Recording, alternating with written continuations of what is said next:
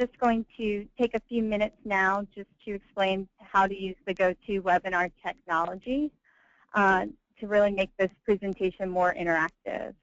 You should see on your screen the control panel pictured here on our PowerPoint. And if you don't, it's because it may have been minimized, and you can pull it back out by going to the Grab tab, item B here, which hides and shows the control panel. There is an attendee list where you can see a list of all the participants on the call. We will be having time for question and answer, and please use the question pane where you can type in your question or any discussion points you would really like to share with us, and I'll read it to our presenters and to respond as well. All of the panes you see can be expanded or minimized by clicking the plus or minus button that are at the top left of each pane. And in the past, we have had some audio trouble, and if for some reason you're having difficulty, please make sure that you're not muted on your line and that you've entered the audio pin provided to you at the beginning of the call. If this doesn't work, you can also hang up and call back in, and be sure to enter the audio pin. So welcome again to today's Achieving the Dream Technology Solutions webinar. I'm Caitlin Donnelly. I am the Strategic Partnerships and Development Officer here. And today I'm going to share a little bit about our webinar series. I'll introduce you to our presenters, and then we'll get into their presentation, Improving Student Success Through Active Learning at Indian River State College. And then we'll have time for question and answer and a little bit of discussion. So Achieving the Dream understands that increasingly often the solutions that our network colleges are adopting to improve student persistence, completion, and the attainment of market value credentials involve the use of technology. This webinar series for our network colleges is intended to provide information about technology solutions that their peers have found particularly successful in improving student success outcomes. These webinars really give us all an opportunity to stay abreast of the rapidly changing education technology environment by hearing stories from our network colleges about what is working for them and the impact technology has had on their ability to collect and use data to bring about institutional change. So our presenters today, we have from Echo 360, Richard Cacavalli. He's the Senior Director of Product Marketing. We have Paul O'Brien. He's the Chief Information Officer at Indian River State College. And we also have Kendall St. Hilaire. She's the Director of Virtual Campus, also from Indian River State College. So I'll turn it over to Rich to really begin our presentation today. Okay, thank you, Caitlin. Let's go ahead to the first Echo 360 slide. And as Caitlin said, my name is Rich Cacavalli. I may know some of you. I've been in educational technology for many, many years, having joined WebCT in 1999, and before that I was Director of Educational Technology at the University of Denver. So I'm here to tell you a little bit about Echo 360 and our technology solution before we dive into the application at Indian River State College. So Echo 360 is the active learning leader right now. We're in 749 schools with 3 million students, 11,000 classrooms, and 47 million views per term. And we've recently been awarded a platinum winner by Campus Technology's Reader's Choice Award for our technology. Next slide, please. And so what do we do? I'm going to give it to you simple in 3 points. Echo 360 powers the modern classroom experience. We bring new levels of engagement. Oops, still on the previous slide. Yeah, there we go. We bring new levels of engagement and visibility to learning moments. And those are the moments that happen not at the time of the exam, but through note-taking and asking questions and class discussion and review of materials. And Echo 360 captures all of these interactions and provides daily reports so that instructors and students can see what's working and what's not, and they can intervene quickly and proactively to improve outcomes. Okay, next slide, please. And we do all of this without changing the way instructors teach and using the devices that students already use. So instructors can continue to teach as usual, and then students use their own personal device in the classroom, and they engage directly with their instructors, with their peers, and with their learning content, making it an active experience. So students are more engaged, and student outcomes improve through this. And next slide, please. And I think I know what's going on. There's a bug in PowerPoint where if these slides have ever been on an auto loop, they seem to never forget it. So sorry about that. So there are 4 key active learning capabilities in this single integrated platform of Echo 360. We have taken lecture capture and combined it with student engagement, a content library, and learner analytics for instructors. Now, I'm going to give you just a very quick look at what this looks like from a student perspective and from an instructor perspective before turning it over to the folks at Indian River. So next slide, please. So this is a student view of a class presentation that is happening during class. The students come in, the instructor's presenting, probably directly from PowerPoint at the front of the class, and the students get their own cloud version of the presentation that they can mark up. And so if you look on the left, you notice that we have a notes panel, a question panel. That toggles what's going on the right. Right now we're seeing the notes. And this is time sync notes. They're actually context sync notes, and they'll also be time synced notes when the lecture capture is added. Students can bookmark, and students can indicate confusion. And that's just a very simple flag that students can toggle to basically tell the instructor that, you know, I need more information here. This is complex. I'm a little bit confused. And the instructor at the front of the class has a confusion indicator to realize how much of their class is confused at any time. And then right there on the bottom in the center, you can see how the students can actually toggle and move through their own copy of the presentation while they're taking notes on the slides on the right. Next slide, please. Okay, and here we've toggled over to the questions side. And notice now on the right, the note-taking portion turns into a question portion.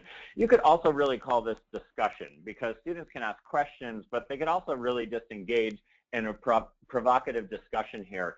And notice that there's an anonymous tab. They can do this anonymously if they want, or they can do this under their name. So students can actually ask questions, answer questions, engage in discussion, both anonymously or under their name. And then later on, the instructor can come back in and endorse certain student answers so that peer-to-peer learning is also moderated and guided. Next slide, please. And then one other thing that we add for instructors to present to students are polling slides. And these are ways to gauge learning during class sessions so that you can actually see who is comprehending what and what you might need to spend more time on. And in this situation, this is an integrated graphic poll. So in this point, the students actually have to mark a graphic to get this correct. But as you see below, they also can require text-based justification of these. So if you're used to using things like clickers for in-class student engagement, this is a much more robust approach, and it actually leverages the student's own device and allows for things like graphical interaction. Next slide, please. So now I'm just going to give you a quick look at the instructor analytics. This is the instructor dashboard, and here we can see at the top, we can see some general class statistics. We can see graphs of major student engagement behaviors, and then we can identify at-risk students and our most confusing content.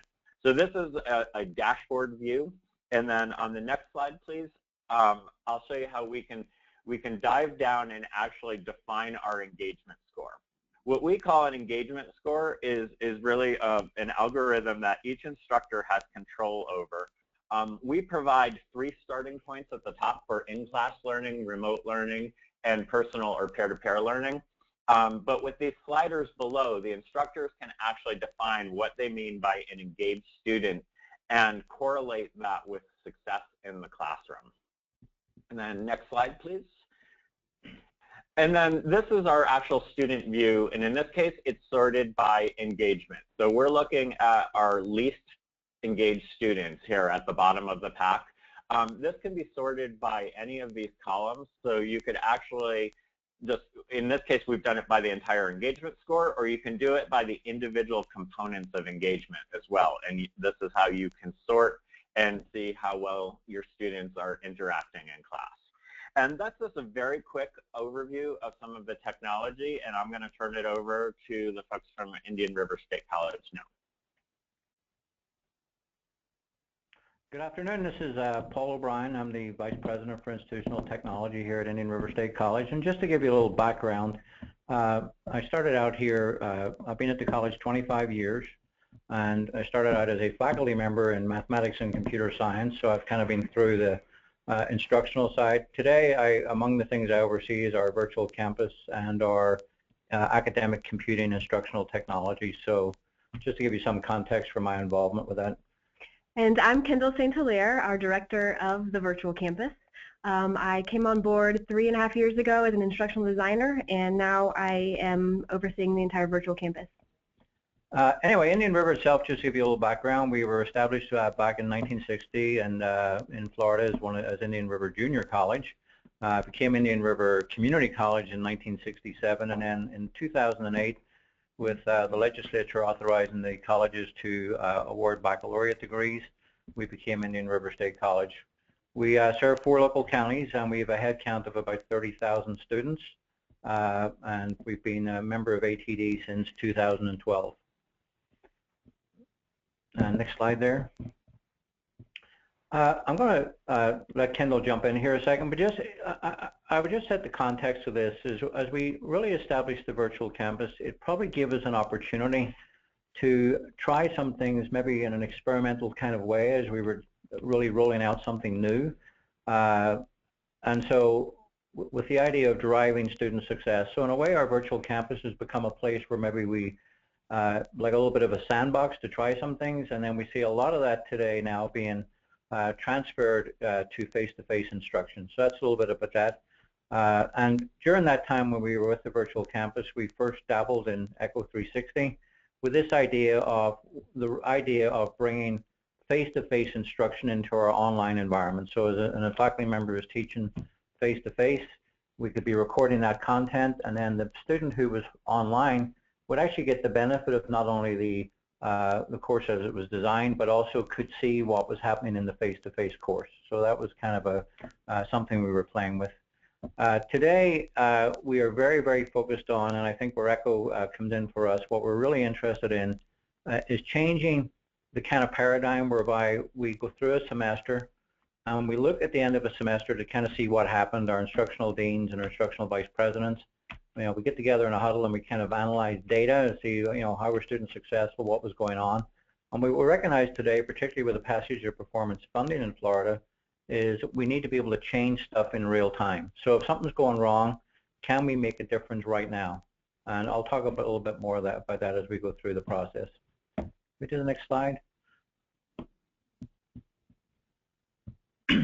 So at a very base level, we implemented Blackboard Analytics. Analytics for Learn was kind of our first pass. So at Indian River, to set this context, all faculty, whether they're teaching face-to-face or online, are required to use Blackboard, and particularly use the Blackboard Grade Center to record grades as we're going through the semester. What we're doing is, at a high level, is we're mining that data consistently through the semester, particularly at the 4-week mark. And the 8-week mark, we just passed the 8-week mark here, where we required all faculty at the college to post what we're calling midterm grades, for want of a better term. And now we're actually conducting an analysis on those grades as they're happening right now and seeing what actions can we take between now and the end of the 16 weeks to make a difference to student success. And additionally, our instructional designers are taking a look at what items are being accessed inside the courses, so that we won't be changing that in the current semester, but it will help drive the design of these courses in upcoming semesters based on how well students did, what kind of content they were accessing, that kind of thing. So these analytics at the course level give us a real macro view of what's happening. Next slide, please. And then we jump into the analytics that ECHO is able to provide to us, which are definitely more on a micro level. We're able to take a look at the student level information and access, we're able to track student number of accesses inside of the ECHO lectures, inside of the platform. We're able to identify what topics students struggle with. As you can see here, we've got some a screenshot here of two things that are of particular interest. One on the left-hand side of the bottom image, the least engaged students. And that's helpful for an instructor because they have an idea of whether or not the students are using the platform, how frequently they're in the platform. It's a great conversation starter between the student and instructor. On the right-hand side of the bottom image, you have the slides that students flagged as confusing. And that led to the initiative that we have with our tutoring center. Paul can talk more about that, but it does give an instructor a real prescriptive method or a real clear indication of what topics students are struggling with, and allows us to provide some prescriptive interventions. Yeah, and I think, so really what you'd have to imagine here is you would see the Blackboard Analytics would give the instructor maybe some macro data about the level of student engagement compared to other students in the course. But then what this data here is providing is the students are indicating they're being confused about something. Well, simply when a number of students in your course as a faculty member you see are confused around a certain topic, that would indicate that perhaps you've got to go back, maybe think about the way you've covered that topic. In this case here, what happened is the students did not do well in the subsequent exam. And what we did instead, and this is one of these interventions we made midstream, we actually put biology faculty into our academic center for student support. And what we then were able to do is we're able to have these students attend special tutoring sessions to kind of go over this topic, kind of get a little understanding about what they didn't get, and try and get them back on track. And there was a good story about this in this semester. Of the 8 students that we actually sent over, 5 of them did successfully complete the course. So we're very, very interested in this. And that's what I was saying earlier, this idea of real-time intervention while the action's kind of happening on the ground. And that's what we're hoping to do here with this. Now, this was a biology class. This semester here, we've expanded this to all of our gatekeeper courses. So we're using it in the English faculty, we're using it in mathematics, and we're also using it in other science courses. So this was a little bit of actual data from the pilot itself. Next slide. So aside from the data that ECHO is able to provide to us, it also provides a platform for students to engage with one another and their instructor. And as Paul mentioned earlier, the virtual campus has been a sandbox, so to speak, to try some new things in online learning. And one of the theories that we really work toward in designing our online courses centers around social constructivism, as well as the community of inquiry. And one of the things that we worked toward in this pilot was fostering a sense of community using ECHO. And it's a great platform to do so. You can provide the instructional content, have opportunities for students to interact with one another through the chat, as well as listening to their instructor provide the lecture. And it also applies to the face-to-face sections as well. Next slide. So what we have here are some screenshots of the biology course that was piloted in the spring. And our instructor just provided us some slides here that showed how he used the platform and the ways that students were involved. And one of the things to mention here about the faculty, at the start we didn't target anybody. We were kind of looking for faculty volunteers, and we actually had about 10 volunteers the first pass at this. This was kind of the expanded ECHO platform, which we were referring to as our active learning platform, as opposed to in the past where we used ECHO simply as more of a lecture capture. So this is another level. And but one of the things we did discover from the faculty member is with minimal training of the faculty, Tom was actually able to get this going pretty quickly and get up to speed with the technology. So certainly from my role, that's something we look at a lot is, what's the learning curve to getting faculty engaged. And I would just echo the earlier comment that faculty really here don't have to change anything about the way they teach, right? And that I think is something that's very, very attractive to us as we move forward. Next slide. And you can see here the screenshots that he's provided, just to give you a visual of how he used this platform in his Biology 1 course. And most of his students, they were actually answering these questions inside the classroom or inside the lecture hall while they were attending the class. Which our instructor also said, you can go back, helped drive some of the conversation during the lecture. He would send these questions up, the students would answer the poll, and then it would drive some of the lecture itself. Next slide. And then we here have some of the analytics from the pilot, the biology course pilot in the spring. Out of 40 students in this particular course, 26 signed up for ECHO, and you can see here some of the analytics. We have the number of presentation views, the activity participation, and notes notes word count, meaning when students were in the class taking notes on the lecture, that's on average, or that's how many words they actually were recording. recording. Thank you. Okay, next slide. So we've got a couple of observations here because we were working with this particular class to kind of get some feedback. So and these are Tom Delia, who's our biology instructor, his direct comments to us. So he felt that ECHO provided a great deal of flexibility, both in the type of questions, the polling, the different features that it provided. The other part is that he saw good student participation in the activities. Most of them participated off of a cell phone or a smartphone is the way most of it happened. Although, some of the students we did realize didn't own a phone like that, and we'll talk a little bit about that later as we go through this. We did see that he was happy with the engagement of the students, because normally he was telling us that as an instructor before, it was hard to gauge sometimes. It was very much a lecture format, and even when he tried to ask questions in the course, even when he tried to reach out to students, some of them were actually quite reluctant to participate. So maybe this anonymity to some degree, even though they can indicate who they are, right? But this anonymity perhaps he felt maybe encouraged more students to be more engaged through the platform than would have been otherwise. And so we did see the students posting questions and flagging some of the slides.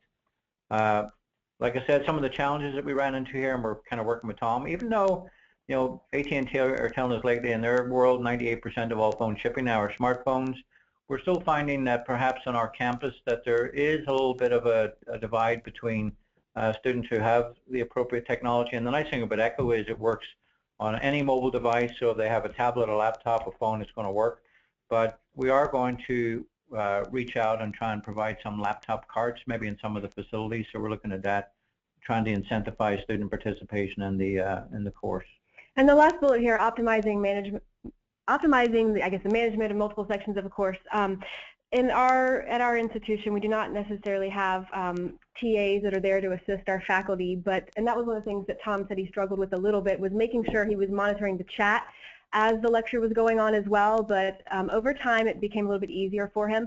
We do have team teaching and other divisions on campus, and so they have talked to, these other departments have talked to us about possibly using ECHO and the team, with the team teach approach.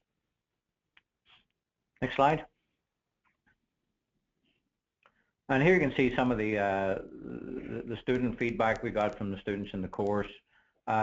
One thing which is actually not reflected here that really got us our attention is in this particular course, around 20-something% of students indicated that they felt that the ECHO helped them achieve at least one grade higher in this course than they would have otherwise have gotten.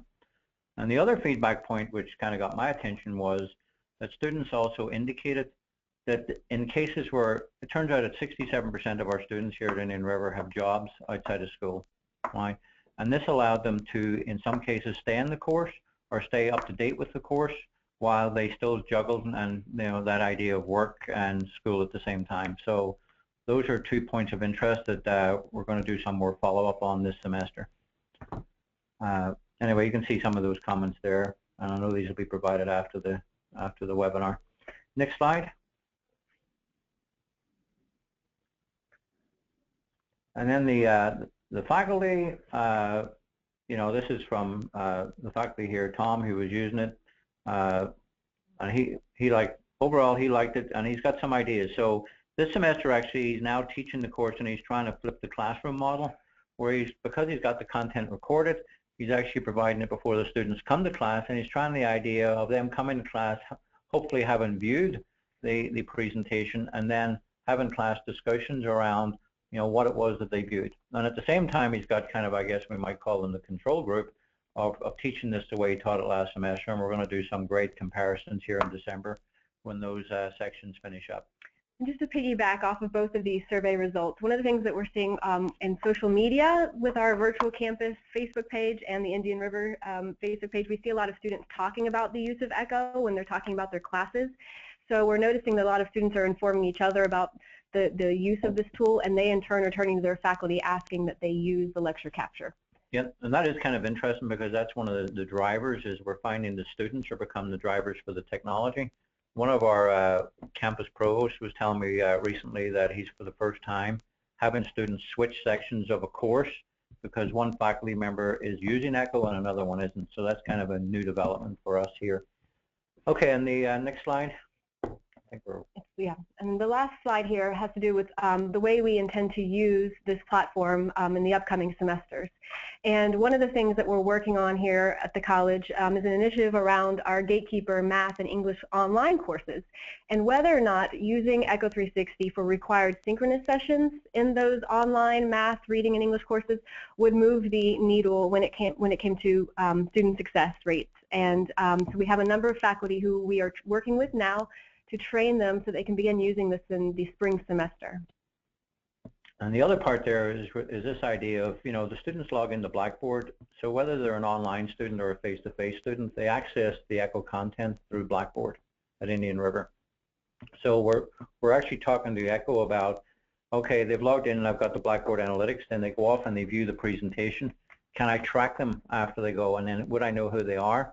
With the idea of going back then and doing some analysis of whether or not, you know, certain activities in Echo or in Blackboard indicated a better likelihood of student success in the course. So we're playing around with that. We're talking to Echo right now, and we actually have a research project going on as well to kind of delve into these, particularly these Gatekeeper courses, both face-to-face and online, and the use of Echo in trying to really, as Kendall said, drive up the needle for student success in these courses.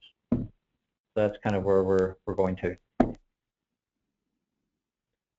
And I think we're about done. Yep. Yeah, great. Thank you, Paul and Kendall and Rich. So now we'll open up for questions. As a reminder, please type your questions into the question pane provided for you through the technology here. And I've already received one question from an attendee, and it is, how long did it take Indian River to adopt the active learning platform? What kind of technical support does Echo 360 provide? So Paul or Kendall, do you want to start? And then Rich, you can chime in as well. Well, the active learning platform is relatively new, so that's why we're talking here about the pilot. We already had a pretty widespread footprint of Echo in place at Indian River. Before the active learning platform, I had devices in 100 classrooms plus. So our faculty had already had a familiarity with lecture capture and that piece of it.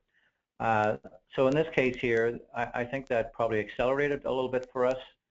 We'd faculty already aware of the technology, and so what we were really bringing to the table is the new features, right? So the polling and the confused slides and so forth. So Echo were very, very helpful with us. We actually had on-site training for faculty, and we brought in some of the faculty who are interested in the pilot. Echo were here on-site. I think it was for a couple of days, taking everybody through the platform. But I have to say the learning curve for faculty to get up and running, it was pretty fast. And so we did the training, I would say, around June. And this pilot we're talking about ran second summer session, so it was up and running probably within under 3-4 weeks. That's right. And Echo was great about staying with us throughout the entire process. So they came on site, helped us, put the technology in the rooms, get everything up to date on our technology side, and then they were there to speak to our faculty. We had a representative from Echo that actually reached out to our faculty individually so they could come up with a plan of action. So they were very thorough, and I know our faculty definitely appreciated that. I don't know if Rich wants to add anything to that. Sure. I mean, I don't have a lot to add. That was great. And yes, our customer success team does faculty training. We also have some consultative work that we can do around adoption if you need that. I guess the one thing I'll add, because it's probably newer in the platform than when you just started it, is we've started adding these tutorials that actually walk you through the platform. And those also are there for any new feature that shows up. So, anytime someone comes into the platform for their first time, they're going to actually have the option of taking a walkthrough, and then they can go back to that anytime they want. There's a complete online help center with some instructional videos, and there's also technical support if needed. Great, thank you. And I have another question here. I hope I explained this right. How do you compare engagement scores among students in a given course when it is possible two instructors teaching the same course may use the product differently? For example, one may use features for capturing engagement than the other instructor. So Paul and Kendall, I'll let you answer that. Well, I can't speak for Paul, but I would say that, again, it really is up to each individual instructor on how they want to measure engagement in their classroom. But with our initiative, we've tried to work with the instructional deans.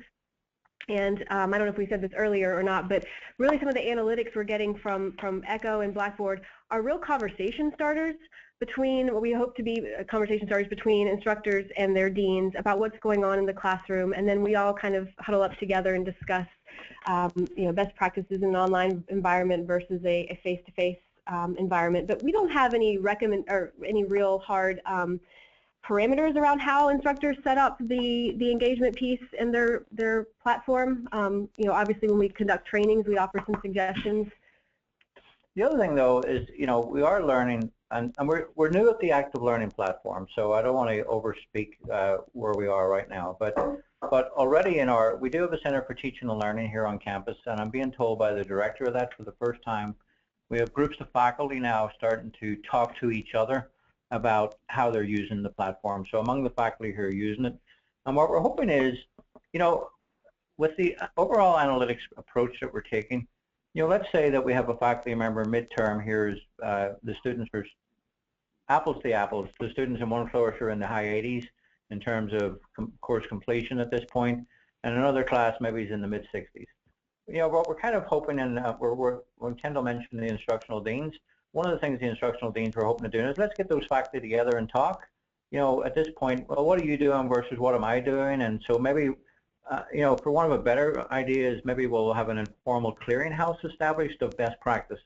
And over the years, we've actually been starting to think about how do we capture that, right? And how do we move this forward?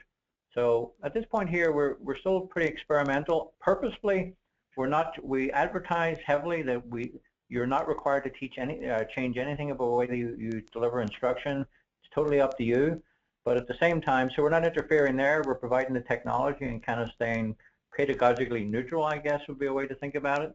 But as we move forward, we're hoping that faculty-to-faculty conversations, hopefully maybe facilitated by the instructional leadership, will start to drive maybe a little more thought towards what is best practice in using a solution like this. Okay, great. And Paul, could I add on one piece there, just from Echo's perspective, and that is just really that engagement score is meant to be personalized for the instructor's approach and can be tweaked, and it's really the simple, easy, but those raw data are always there, right? And you can correlate those with grades and success in the course. And we're looking at starting to do more of that too, because you might have behavioral clusters of students who seem less engaged, but they're still high performers on exams. And how do you make sure that you're not worrying about those and so forth? So as the data gets more rich, there's more we can do with it as well. Great, thanks, Rich. And you might want to build off on that. There was a question as to what impact has this had on student success or course grades, and I know Paul and Kendall touched a little bit on that in the presentation. If you can share more about your findings, please do. Yeah, so like I say, we our first pilots into this, or that's the way we simply look at them. So in terms of overall course success, I'm going to say two things. One is that it pretty much played out in the biology. There was not a huge difference, maybe 3 or 4 percentage points. However, there was two things that the faculty member told us which got us interested. One is they felt that the students were more engaged and maybe had a deeper learning experience than they would have had without the technology, right? So they were more engaged. So maybe the knowledge that maybe will stick after Bio 1 and go to Bio 2, maybe that's going to be heightened a little bit. Like I say, though, when you look at a pilot, it's just that. So Tom was learning how to use the technology. I think he did a good job. I'll tell you that already he's changed some things this semester with the flipped classroom idea and some things he's trying. So I think as we go forward, I'd be happy to report out and reach out as we move forward and we learn a little more about how best to use this, and we've got a little, and the data set itself is just a little larger. I think we'll start to notice some things that maybe we could report out, but for now, I think those are the takeaways.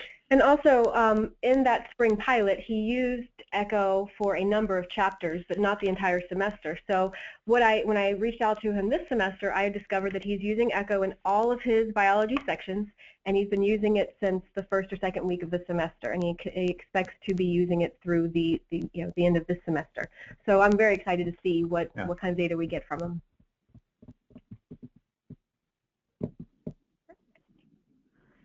Well, great. And I have one last question from the audience. You explained how this is integrated with Blackboard. Can the Echo 360 platform be used with other EdIT solutions as well? Yep, and I think Rich probably could talk to that better than us. Sure, I'll take that one. Yeah, so we use, wherever possible, we use open standards for our integrations. And right now, the key open standard that we use for LMS integrations is the LTI, Learning Tools Interoperability. So we use that for two-way communication with the big 5 LMS vendors. So, it's Blackboard and D2L and Instructure, Sakai and Moodle. So we can integrate with all of those. But we also released a press release last week about our adoption of the Caliper standard for data interchange, and started working with Civitas Learning on that one, and we'll have more information to come about that. So we definitely see ourselves as integrating into this entire educational technology and analytics infrastructure that's on campus. Great. Well, thank you, Rich, Paul, and Kendall. We are recording this webinar, and the recording will be shared with all of you. But if you have follow-up, here are the contacts that you can connect with. Kendall here on the webinar, and Chris Huff, who is our partner also at Echo 360. And Achieving the Dream and Echo 360 have partnered and are launching a study cohort using the Active Learning platform. And what this is aiming to do is to offer the Active Learning platform for free to colleges in this study cohort. We're looking for 10 active Achieving the Dream colleges to implement the technology on their campuses to really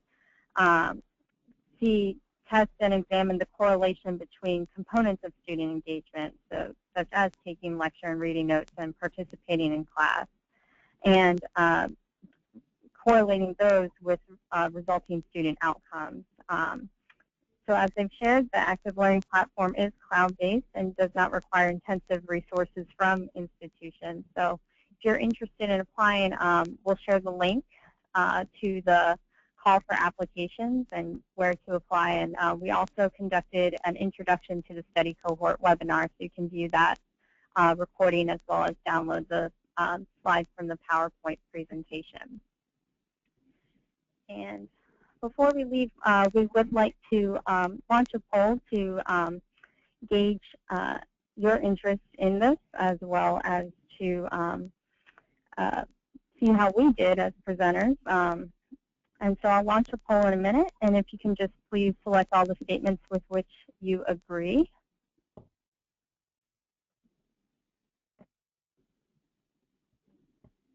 And so the statements are: this call was useful and informative. I enjoyed the webinar format. This webinar gave me new ideas that I will implement back on my campus. There was enough time for questions and discussion, and this call did not meet my expectations. So I'll give you about a minute to respond.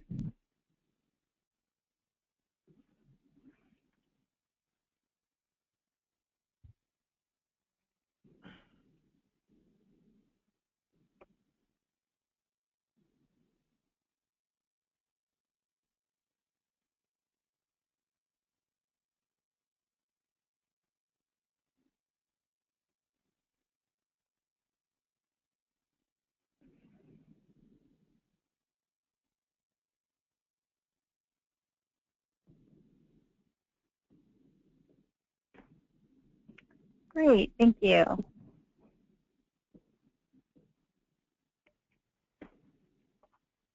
Okay.